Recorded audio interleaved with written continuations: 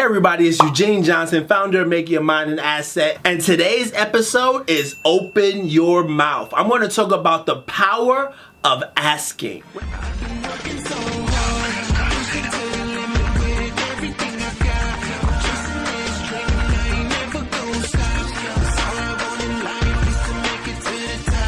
When it comes time to open your mouth and ask, a lot of people feel fear. A lot of people's pride gets in the way. But here's the thing, don't be afraid to ask.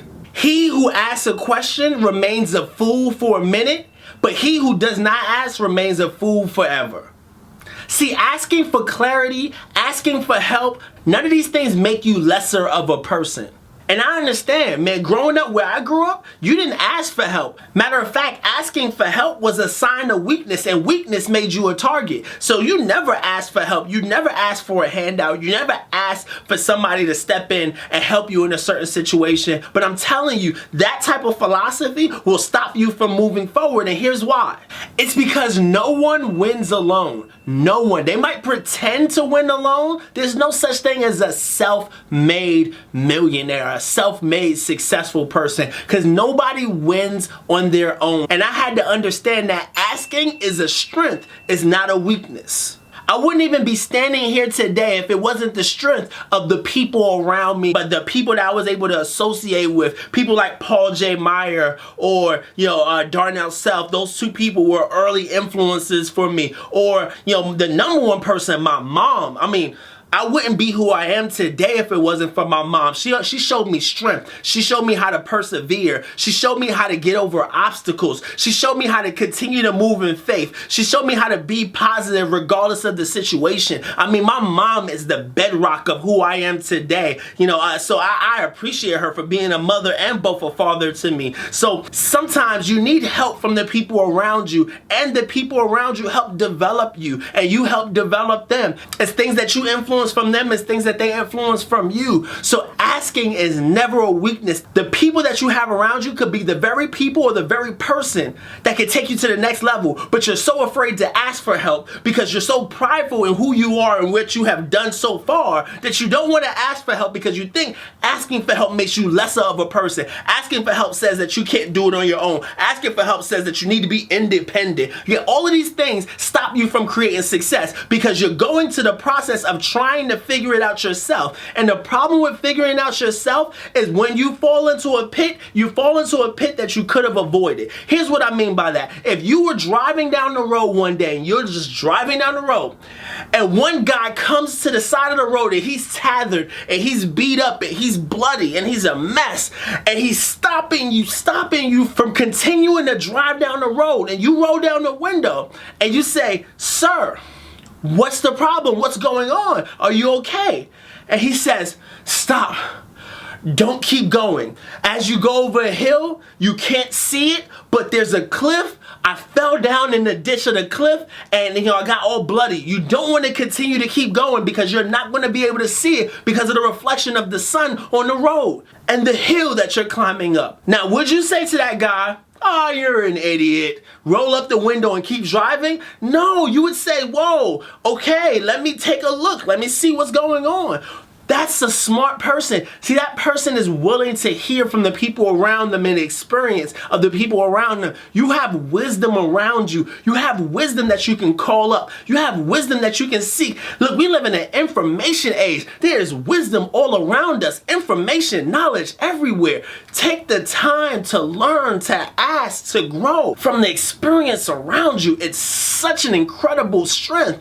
And so many people are lacking this small strength, and it doesn't take much. All it takes is for you to put down your pride. Yeah, I said it, the ego. Ego means edging God out.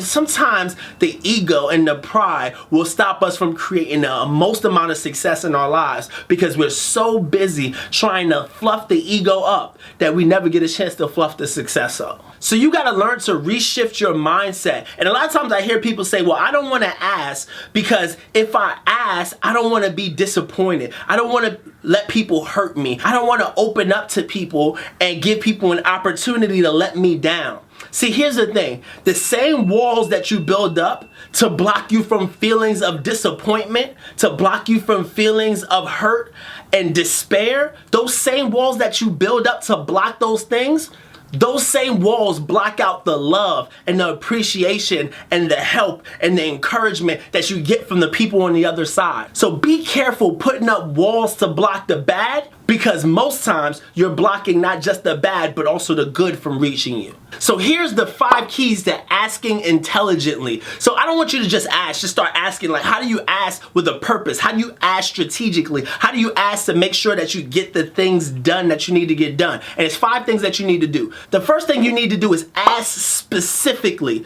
Know what you want.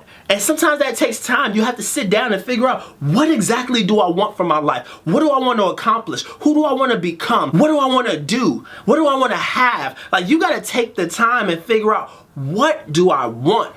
So now you know what to ask for specifically. So that's the first thing. The second thing is ask somebody who can help you.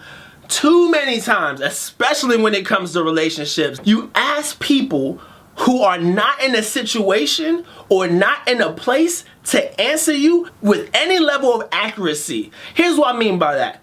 If you ask a brother who's been divorced 15 times, I'm over exaggerating, but if you ask a person who's been divorced 2-3 times, what do you think about what I should do about me and my wife's situation? Man, I'm telling you, that brother might be a good brother. He might be a good friend. He might be a good neighbor, but he don't know nothing about marriage. Now, I don't want to say that because maybe he learned something and now he's been married 35 years. So if that's the case, then great, listen to him. But if he's still unmarried and after 5 divorces, I'm telling you, that person is probably not the best person to talk to. This might be people that you love and care about, and they love and care about you. But if you listen to somebody who doesn't have what you want or doesn't have the success of the thing that you're asking them about, then you got to be smart about who you're asking. Make sure you're asking the right person. The third thing you have to do is create value for the person that you're asking it for. See, here's the thing. A lot of times, when people ask for something, they constantly ask and they ask and they ask. And I actually had this problem. I would ask and I would forget that it's time for me to provide value to this person. Let me provide value first before I ask for anything in return. Let me give a hand before I ask for a heart. Sometimes you gotta be willing to give first before you ask. The fourth thing is ask with belief.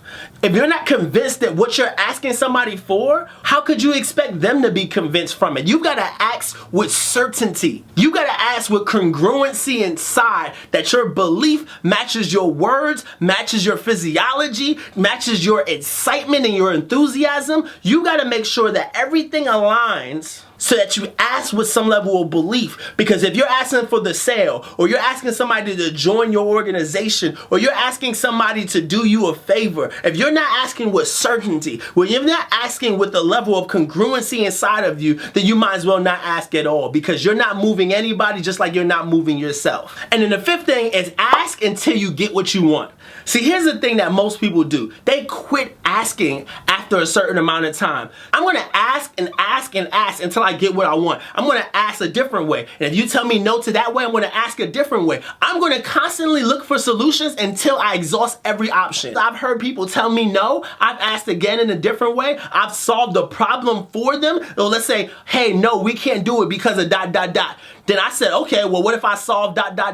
So I'll go solve all of those things and come back and say, hey, can we do it now? See, because I understand this is the mindset of a person who has an unlimited amount of conviction inside of them that no obstacle will stop them from success. Is when you find a way, regardless of the situation. So find a way and continue to ask. Continue to ask. A lot of times you'll hear a lot of leaders and a lot of successful people say that, hey, this guy emailed me about 35 times, and on the 36th time I finally emailed him back and we got a connection and created business together. Be relentless, continue to ask. Once again, I hope you can take something from this. So if this made an impact for you, like this video, comment, please comment, share if you feel like this can help somebody else. And until next time, remember, let no man steal your vision, because no man gave it to you. God bless. I don't have enough time, and that's why I can't achieve my goals. That's why I can't have success. This is their philosophy, and here's what I want to shift your philosophy. Not by telling you you're wrong. Here's how I want to shift your philosophy. By telling you that not having enough time is actually a blessing in disguise.